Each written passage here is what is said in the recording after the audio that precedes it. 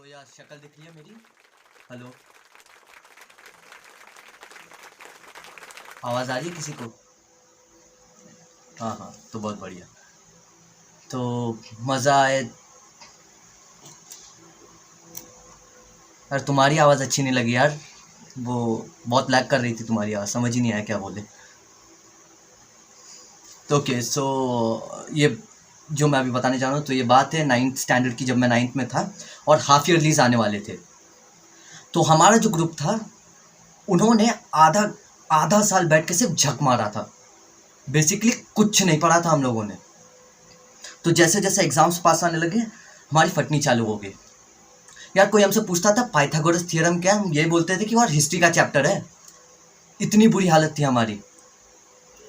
तो यार जैसे जैसे एग्जाम्स आगे आने, मतलब धीरे धीरे पास आने लगे, हमारी फटनी चालू हो गई। हम और सीरियस हो गए। तो क्या करें समझ नहीं आ रहा था। तो हमने क्या किया, हम कैंटीन चले गए, वहाँ पे समोसा मंगाए और एक टेबल पे बैठ गए। आधे घंटे तक किसी ने कुछ नहीं बोला, सब समोसा एंजॉय करने में लगे हुए थे। हमें अब कुछ करना तो था ही। लास्ट के 5 मिनट बचे थे लंच ब्रेक खत्म होने में। हमें कुछ समझ नहीं आ रहा था क्या करना है। तो एट लास्ट एक ही पॉइंट पे पहुंचे, जो था अल्टीमेट कंक्लूजन, यानी जो हर साल यूज करते आ रहे हैं, बाथरूम में चिप छुपा के आ जाओ।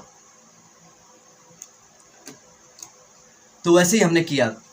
जैसे ही पहला एग्जाम का दिन आया, हम में से एक बंदा गया बाथरूम में चिप छुपा के आ गया। उस बंदे को पूरे टॉयलेट में कोई जगह नहीं दिखी, सिवाय फ्लश टैंक के नीचे वाला एरिया। तो जैसा हमने डिसाइड किया था, 10:30 से 11 के बीच में हम में से कोई एक बंदा वॉशरूम का पूछ के जाके चिट लेके आ जाएगा। सो एज प्लान, हम में से एक बंदा उठा, 11:30 बजे चिट लेने चला गया, लेकिन वापस खाली आता आया। हमारे दिमाग में क्वेश्चन मार्क, ये बंदा चिट लाया क्यों नहीं। हमने पूछा तो कहता, भाई जो टेप यूज किया था ना चिपकाने के लिए, वो चाइना का निकला। हमारे सारे पर्दे फ्लश हो चुके थे, अब कुछ बचा नहीं था करने को। हम वही लिख के आ गए, Pythagoras theorem is the chapter of history. उसके अलावा कुछ भी नहीं लिखा हमने एग्जाम के पेपर में। जैसे ही एग्जाम खत्म हुआ, फिर कैंटीन गए, फिर समोसा मंगाया, फिर टेबल पे बैठे, और फिर आधे घंटे तक कोई कुछ नहीं बोला।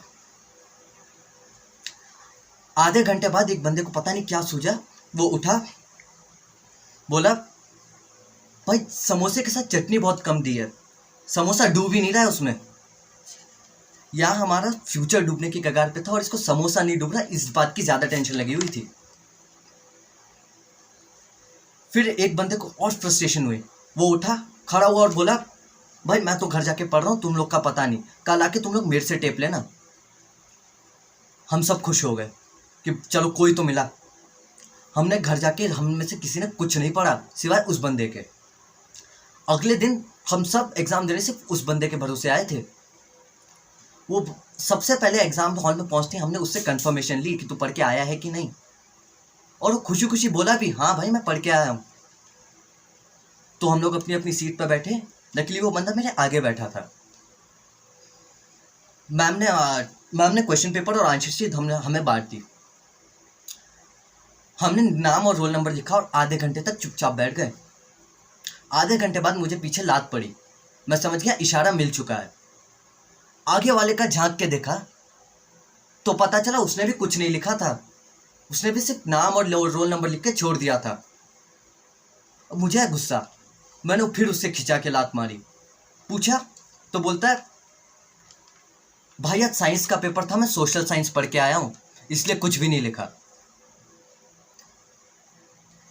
इससे एक बात समझ में आ गई, नकल करने के लिए भी अकल की बहुत जरूरत पड़ती है। Thank you. Over to the host.